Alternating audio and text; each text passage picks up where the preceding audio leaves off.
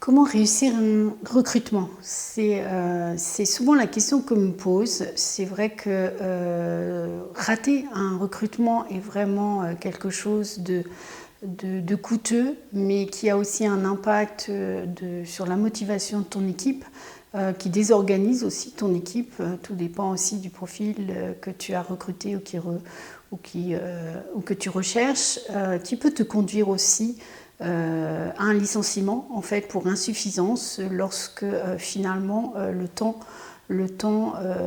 court. Donc tu le sais, c'est la grosse difficulté. Légalement, la période d'essai est rarement suffisante en fait pour mesurer les compétences, les qualités d'un salarié que tu recrutes. Mais également pour ton salarié, quelquefois, cette période d'essai est aussi insuffisante, pas assez longue pour en fait évaluer sa motivation, son engagement à travailler au sein de ton entreprise, au sein de ton équipe. Je suis Nathalie Noskivé, je suis DRH juriste et coach en neurosciences. J'accompagne les chefs d'entreprise qui réfléchissent à l'organisation de leur entreprise. Et je m'occupe essentiellement de tous les process en fait, d'entrée et de sortie du personnel. Sur ce process d'entrée, c'est la première chose sur laquelle je porte attention lorsque j'accompagne les chefs d'entreprise.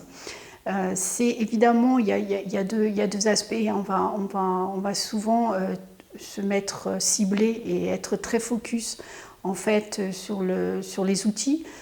Sur la relation contractuelle, sur la relation commerciale avec tes prestataires extérieurs, avec tous tes axes de sourcing. On va développer le sourcing pour mettre en concurrence parce qu'il te faut le meilleur profil ou les meilleurs profils le plus rapidement possible. Parce qu'on sait aussi que si tu ne réagis pas assez vite, le candidat postule à plein de postes et aujourd'hui ça va très très vite, donc la prise de décision doit être aussi très rapide. Et donc on se focalise souvent sur les outils, évidemment sur la fiche de poste, évidemment sur les attentes avec les prestataires. Et tout ça peut être, je vais caricaturer parce que c'est bien plus complexe, on est dans l'humain, mais tout ça en fait pour trouver les bons mots-clés, pour marketer ton entreprise, ton poste et faire venir le meilleur candidat. Sauf que, comme je l'ai dit, on est dans l'humain. Il n'y a rien de garanti à 250%. C'est d'ailleurs, et je l'avoue pour ceux qui me connaissent, c'est d'ailleurs ce qui m'énervait le plus parce que réussir un recrutement, c'est quelque chose qui n'est pas donné, qui n'est pas facile, qui n'est pas inné. Et effectivement, moi depuis peu, là, depuis quelques années, je me consacre aussi à ce processus parce que je considère qu'il est très important, il est même vital pour certaines entreprises de réussir son recrutement et de distinguer en fait les différents types de recrutement.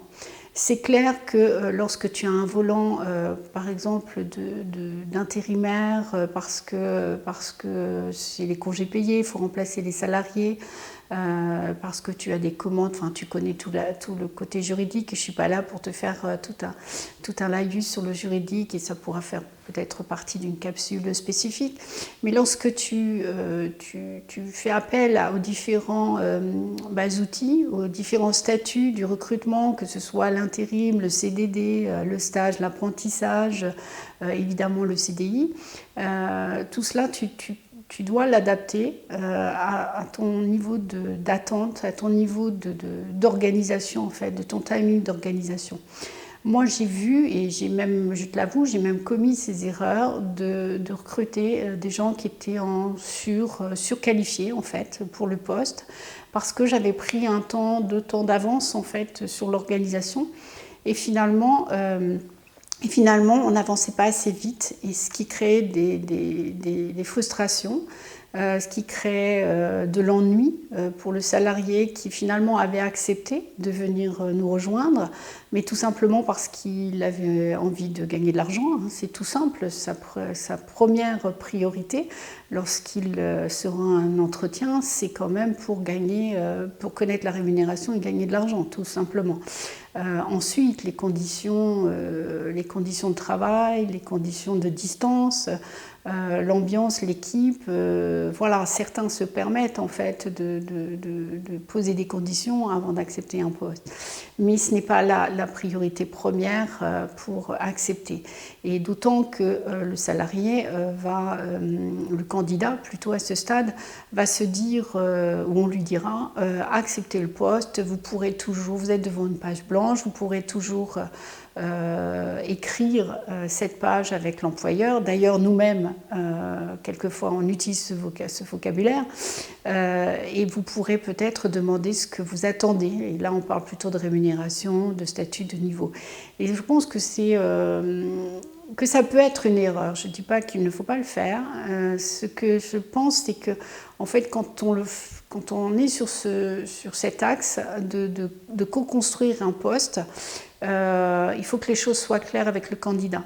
Et ça arrive assez souvent justement lorsqu'on réfléchit et qu'on travaille sa réorganisation et que justement en fonction de départ, en fonction de croissance de l'activité, des nouveaux postes ou des nouveaux périmètres de postes, comme j'aime le dire, sont en train de voir le jour. Et finalement, on recherche des compétences avec lesquelles on n'avait pas l'habitude forcément de travailler. On est aussi devant une page blanche, devant l'inconnu, tout autant que le candidat. Sauf que des fois, le candidat, finalement, on le recrute parce qu'il sait faire. Donc là aussi, c'est un deuxième aspect du problème, c'est qu'on va recruter aussi des candidats pour ce qu'ils ont déjà fait. Et donc, on se projette, alors là je rentre un petit peu dans la psychologie, mais on se projette, on fait des projections sur tout ce qu'il a apporté dans son ancien poste ou ses anciens postes et qu'il pourrait justement apporter dans l'entreprise. Et on fait quelques raccourcis, mais j'ai envie de dire c'est normal, c'est quasi inconscient. Et on se dit, un beau copier-coller et ça va le faire. Mais finalement, ça ne le fait pas parce que l'intégration, la culture de l'entreprise, les choses se passent très très vite. Donc, tu l'entends, je suis beaucoup axée là sur l'humain. Donc ça, c'est plutôt mon attitude de coach. C'est lorsque en fait, je suis en phase de recrutement, j'intègre du questionnement de coach.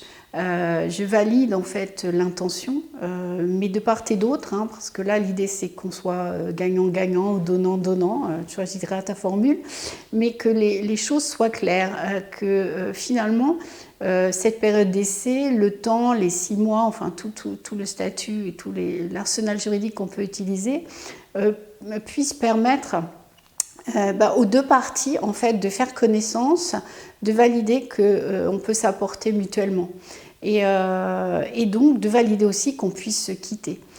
Moi je sais que j'utilise assez souvent cette formule, surtout n'hésite pas à me dire, et lorsqu'on se rend compte que ça ne va pas. Et on voit ensemble comment justement la personne peut rechercher un autre job. C'est tout un travail aussi que l'on peut faire avec les prestataires qui nous accompagnent, avec le sourcing. Donc voilà, je voulais partager sur cet aspect très humain. Là aussi, j'ai un autre aspect, c'est que pendant le temps de l'entretien, quand il y a une certaine authenticité, une qualité d'échange, moi j'ai souvent constaté que le candidat avait très envie de rejoindre l'entreprise, mais tout simplement parce que l'équipe, que ce soit moi, le directeur général, le responsable de service, avait l'air sympa. Finalement, on vendait bien l'entreprise, on vendait bien le poste. C'est vrai que quand on est passionné par son job et par son entreprise, des choses passent inconsciemment. Et donc, on attire certains candidats.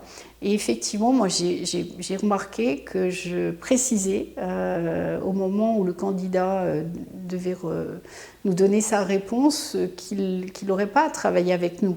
Et donc, de bien intégrer que les personnes, l'équipe dans laquelle il allait être intégré, n'était pas forcément dans la même connotation d'enthousiasme que l'on partageait au moment de l'entretien. Donc, si tu veux, n'hésite pas, si tu veux avoir ce type de conseils très opérationnels, n'hésite pas à t'inscrire sur le lien de ma newsletter qui apparaîtra sous cette vidéo. Je publie des articles du quotidien, en fait, opérationnels très régulièrement. Et si tu es en réflexion sur le process de ton recrutement, n'hésite pas non plus à prendre un rendez-vous. J'ai des créneaux dédiés pour échanger justement sur des cas d'études que tu pourrais me soumettre ou pour du coaching.